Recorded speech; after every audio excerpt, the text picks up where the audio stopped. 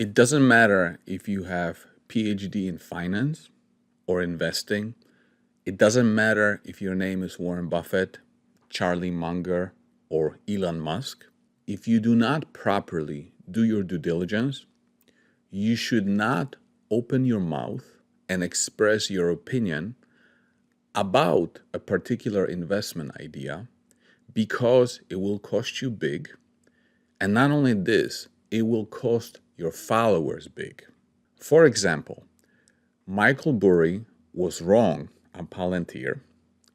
Warren Buffett was wrong on Bitcoin. Both didn't do their work. They didn't do the proper due diligence. I see it all the time. I do hundreds of hours of due diligence on a particular stock. I present it, I make a video about it, and then I see smart people spend a few minutes, few seconds on this idea by looking at the financials, and within a snap of a finger, they conclude it's a bad idea. The investment idea is trash. That's not due diligence. That's laziness and that's stupidity. What impresses me about the retail community on Palantir is that they have been right. They have done their work, even though there were a lot of professionals along the way who told them this wasn't a good company, it was going to zero. They have done their work, they knew what they were doing, and they proved them wrong. You see, Palantir went public, and then right after going public, the stock went up quite a bit, almost 300%. And then from that top, it declined 82%. That's when people were telling them they were stupid for owning it, but they knew better. They've done their work. And then since then, Palantir is up more than 10x. But in this video, I want to react to one person who was very critical about Palantir, smart person, a CPA, who was very critical on Palantir, and then he changed his mind because finally he did his work. Finally, he did proper due diligence. And that decision rewarded him. And I'm going to react to his video because there's lots of lessons to learn along the way. This is going to be a hard video to make. But I have to admit, I was wrong about Palantir. And now that I've looked at the numbers again, there actually is the potential for Palantir to double, maybe triple from this current price. So let's look at this. This video was made on August 8, 2023. August 8, 2023. So somewhere here. The stock was about $15. Since then, it is up more than 400%. It takes guts to say that you were wrong and then change your opinion and go long and do your due diligence. And since then, he was rewarded for that. Back in the day, I mocked Palantir because it was unprofitable. And while it had great revenue growth, it wasn't making money. And that's an excellent point.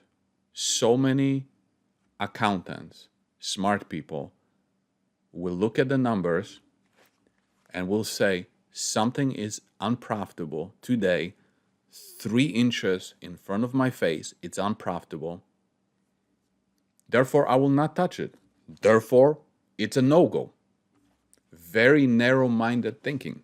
And back then, I was very, very set in my ways about individual stocks. I didn't like unprofitable stocks, and I was really big on index funds.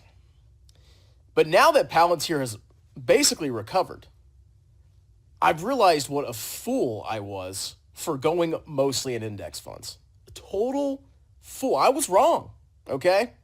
If you look at the performance of VT, I mean, like, even I can't hide this.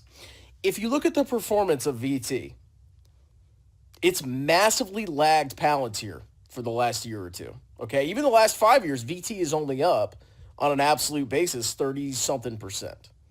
Palantir is up 115%. Even I cannot deny that. And now that I've observed that you can actually buy unprofitable stocks and still make a lot of money, I've decided to change my ways. As a matter of fact, I am going to be starting a position in Palantir. This is an excellent point. Yes, you can make money in stocks that are not profitable. Not profitable is today 3 inches in front of your face. Not profitable doesn't mean it will never be profitable. Big lesson. I have switched to becoming a bull on Palantir. 100% I believe this company can go the distance. Because back in the day, I just looked at the numbers. It's not all about numbers. Investing is not about numbers, guys. This is probably the most important thing from this video. He admitted, I just looked at the numbers. Investing is not about the numbers. Get this to your head. Just by looking at the numbers, it does not tell you what the company will do in the future. Numbers are simply what happened in the past. Numbers tell you past revenue growth, past profitability. It doesn't tell you future. You know that I talk about Aduro clean technologies a lot. And this is what I constantly get. I tell them why Aduro is going to be one of the most important companies in the world. They go in here, they look at the balance sheet. Okay, they have some cash here. The balance sheet is okay. They go to the income statement and they're like, well, the revenue is very low. They're losing money. And that's where their due diligence ends. They don't go in and actually do the work and realize, what is Aduro about? Why are Aduro's revenues going to explode in the future? Why is Aduro so important to society? How is their technology going to change plastic recycling? Because there, as you know, today, only about 6% of plastic gets recycled.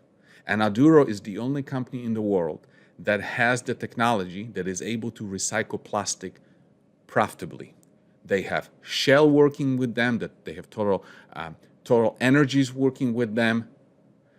They have more than 10 multi-billion-dollar companies working with them. Why? Why is everybody working with them? Why the demand for the technology is exploding? That's due diligence. Looking at this income statement does not tell you anything. It does not tell you what the revenues are going to be. It does not tell you why Aduro is going to be worth 10, 20, 100 times today's stock price. It doesn't tell you. You have to spend more time than just looking at the numbers and saying, the numbers say the revenue is low and it's unprofitable. There's also a story, okay? And sometimes the story works out. Look what happened to Tesla. Back in the day, if I had looked at Tesla when it was unprofitable, I would not have bought it. I wouldn't have bought it. And because of that, I've missed out on huge gains. Okay, I could be retired right now if I had bought Tesla stock instead of buying the VT ETF. Remember how smart people on Tesla, how many smart people were shorting it? And they all missed out. Even one of the big hedge fund managers shorted it so publicly, and Elon Musk sent him a pair of shorts. But I was scared, nervous. I didn't really do my DD. Did you hear this? I didn't really do my DD. That's the point. People want to make content fast. People want to tweet fast without truly doing their due diligence. The same error with Palantir. Palantir was losing money. But if I had had the vision to see the future of Palantir, I would have maybe reconsidered my stance. Because companies, they're not always going to be unprofitable. I mean, obviously Palantir at some point was going to return to profit, was going to achieve profitability. But I was so myopic in my view, and I didn't really understand Palantir, that I trashed the company. But I have done some significant due diligence into Palantir these last few days. I've watched Tom Nash. I've watched Amit Kukrija. Sorry if I mispronounced your name. And a couple of other Palantir bulls. And I'm starting to swing the other way. As a matter of fact, like I said, I'm very well considering a position in Palantir. So that's it for me reacting to this. This is a very good video, and we should all learn from this.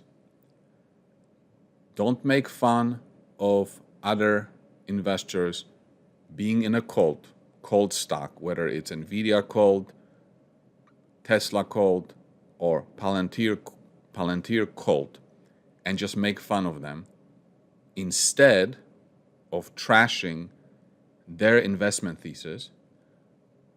How about we do our own due diligence and truly learn, truly do due diligence, look beyond the numbers that are 3 inches in front of your face. Everybody can see the financials. Do you think that these people cannot see the financials? It takes a lot more to understand an investment thesis.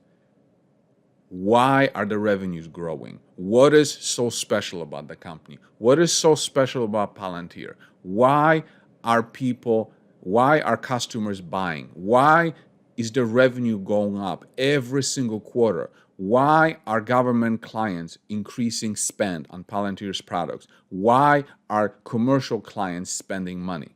Why are the margins where they are? Why Palantir's CEO says that they literally have no competition?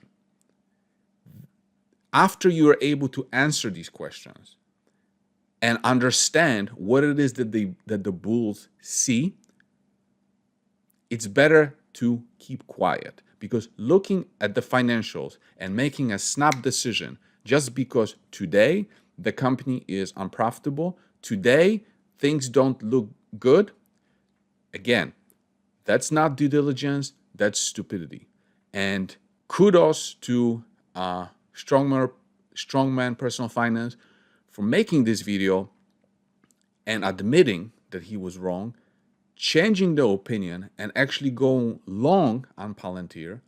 And as a result of this, he was rewarded with great returns for doing that.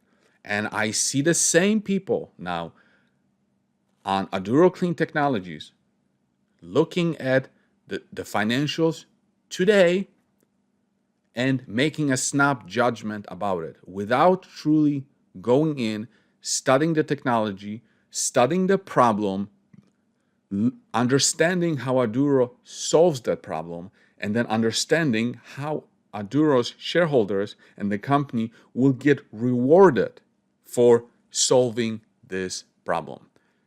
Thanks for watching, and as always, I want to hear your thoughts in the comments below.